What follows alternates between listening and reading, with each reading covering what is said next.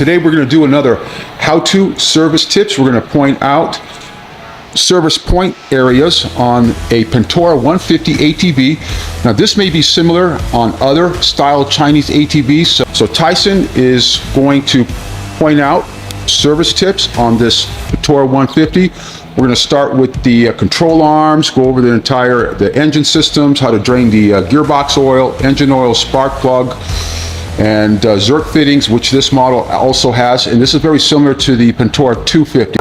First thing you probably want to do when you're going through servicing everything here is you're going to want to pull off these little caps, and you can use a grease gun to lube up these joints. On this model right here, there's 3 Zerk fittings on each side. There's 2 in the lower control arm, and then there's 1 up top up here. And it's the same on the other side. Okay, so these Zerk fittings over here on the control arms. Yep. On the bottom and the top. We see the red, you guys, here. That's where Tyson's pointing out. And make sure you put those caps back on when you're done servicing those areas. Anywhere else on here? I don't believe on this model now. Okay. What's the next step here? Next thing would probably be oil change. Okay. Now for changing the oil, this is you unscrew this bolt right down here. Okay. Up above that is a spring, and up above that is a screen filter. All right, put your finger on there one more time. Right up here. All right, you guys, you can see that, you guys. So, and that's going to take about how much oil would you say? I believe this is just shy of a quart. Okay, just shy of a quart, you guys. So that would be the drain as well. Mm-hmm. And this is on what, the right side of the ATV, right side of the engine? Right side of the engine. Okay. All right. So, and then right here is your oil fill. All right. So, and when you're filling this back up, when you check your oil, you want to make sure that after you wipe your dipstick off, that you just dip the stick back in and then pull it back out. Okay. You don't screw it in and then unscrew it and then check the oil level. Oh, gotcha. Okay. Great. Okay. What's our next step here on gearbox? Next thing would be, I guess, your gearbox. All right. On this gearbox here, there's 2 drain plugs. Okay. One right here and one right here. All right, we're going to go under here and check this out, you guys. So go ahead and put your fingers on those right again. Here, and right here. All right, so one right there where it's marked red, and then the other one over here, and then this one right here. 2 drain plugs on the gearbox. Mm-hmm. All right. And then your fill plug is right up here. Okay. How often should they service this gearbox? I'd probably do the first service like right after, when you do your first oil change, and then after that, probably every 3 or 4 oil changes. Okay. At most. All right. So from a brand new, your first service, you're about 5 to 10 hours out, breaking it in, riding it easy. You're not hustling on the ATV. So you're going to bring it in. You're going to make these fluid changes as well. Now, are we going to check the hubs and the wheels on there as well? Yes. Okay. Yep. So, well, shit, wasn't ready for that. Okay. So we're going to check the wheels as well, just making sure everything is nice and tight, checking the control arms, the hubs on all 4. And that's a part of the important areas you want to service, the little points there, service points as throughout your ownership as well. And then we got right over here on the left side, we got the transmission cover. Now this is a CVT system with chain drive, you guys, as you can see. So Tyson, for the video purposes, he's loosened this already. So go ahead and remove the cover. And you can point out all the different mechanics of the whole thing. Okay. Well, up here in front is your variator behind this fan. When you remove this, back inside there's some little roller weights that are inside there that you can change out. So you can put lighter ones in if you want the motor to rev higher. Okay. Or if you want a little bit, or if you want the transmission to engage a little bit lower speed. Gotcha. You put the larger weights in. Okay. And then this back over here is your clutch. Looks like it's pretty much set up just like the scooter. Yeah, it's transmissions, it's exactly CVT. the same. Okay. All right. So we got the drain plug area and all. Mm-hmm. And what is this one right here? That one right there is another drain plug. Okay. But if you drain the oil out of this one, it's a little easier to get the oil out, but you can't clean the little filter screen. Gotcha. That comes out with the other one. Okay. So you guys understand now where all the plugs are for the fluid changes. We're going to walk around over here and point out the carburetor area, spark plug, and fuel filter. Mm-hmm. So go ahead and point that out. Yep. And what do they use? Well, spark plug right here. pull this little boot out, and you got your spark plug right back there. If you want to change that, you typically want to change those when you change your oil. Okay.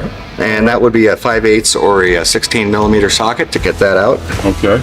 CR7HSA, GK brand. Okay, that's what we use, you guys. That's what we use here. Yep. And let's check out the fuel filter. Yeah, there's the fuel filter, you guys. Yep, right here. Yeah, that's the Chinese fuel filter that comes with its stock out of the box. So always nice to upgrade that as well. And of course, this is your carburetor over here.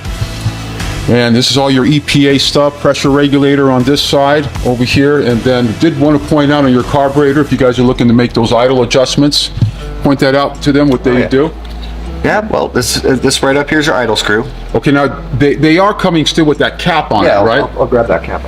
We're going to show you guys what it has to be actually shipped in this fashion just due to EPA purposes. So this little cap right there. So this little cap comes actually pressed in right over the top of this screw. Okay. And then you have to pull it off. Yeah, right? You need to pry it out. Pry it out. So you pry it out to get access to your idle. All right, right on. Yeah, work it out with some vice grips or something like that. Okay, fantastic. And then let's show the service points or air points on the shocks and the adjusters here on the shocks. Let's start with the front. Start with the front. Okay. Well, right up here, got a little Schrader valve. Okay. So that way you can actually adjust your extra spring pressure with that. So you can soften it up or lighten it with that. All right. That's more for fine tuning. The main rough tuning would be with the springs. Okay. You just use a spanner to loosen this to loosen the top the lock nut off. Okay. And then you can crank it down or loosen it depending on if you want it softer or stiffer. Okay, so that would be the same on all the shocks all the way around. All the way around. Yep. Awesome. All right. So besides that, now you're going to check all the nuts and bolts, make sure everything's tight, particularly since it's brand new. Starting from the brand new, you guys, things do loosen up on it. So you want to definitely, besides servicing the mechanics of your ATV, you definitely want to check all the nuts and bolts on the chassis, right? Anywhere with body panels. Yeah, pretty much periodically, at least when you do oil changes, you want to go through and at least put a wrench on all the bolts too. Okay, fantastic. And then we have a rear end over here, solid rear axle. Again, this has hydraulic brakes all the way around. And what do we do here for the chain adjustment here? For the chain adjustment, we loosen up these two bolts right here on this one. And you can either use some kind of a spanner. I have a, what do you call it? It's a kitchen sink strainer wrench. Okay, awesome. It actually works really well for this. Okay. They're only about $9 at Home Depot. There you go. Okay. Or you can just use a hammer and a screwdriver. All right. And you need to either just tap this in or pull it out depending on if you need the chain tighter or looser. Gotcha. All right. So it's usually easier to lift the wheels off, right? So then the axle is actually a lot freer. Right. That way you can actually make your adjustment here on the carrier area here, because this is going to be moving up or down. Correct? Correct. Yeah. Now, if you guys want more detailed video on how to do the chain adjustment on the Pentora 150, you guys can look it up on my channel. Just type in how to adjust chain on Pentora 250, or just adjusting chain on Pentora 250 or 150. We have done a detailed video, but Tyson just shared with you just briefly on what to do, and some of you guys can just pick up on it just by loosening these nuts over here. What size are these here? Do you remember offhand? I believe they're 14 top and bottom. Okay, so you're going to loosen those, you guys? This might be 13. I don't remember off the top of my head. Awesome. So you guys, you'll figure that part out. And again, detailed video we did on chain adjustment on this model and the other Pentora 250.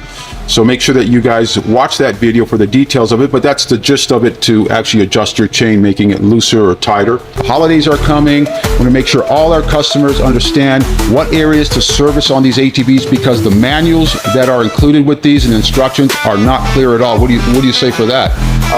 Yeah, they're pretty much worthless. See you guys soon. Take care.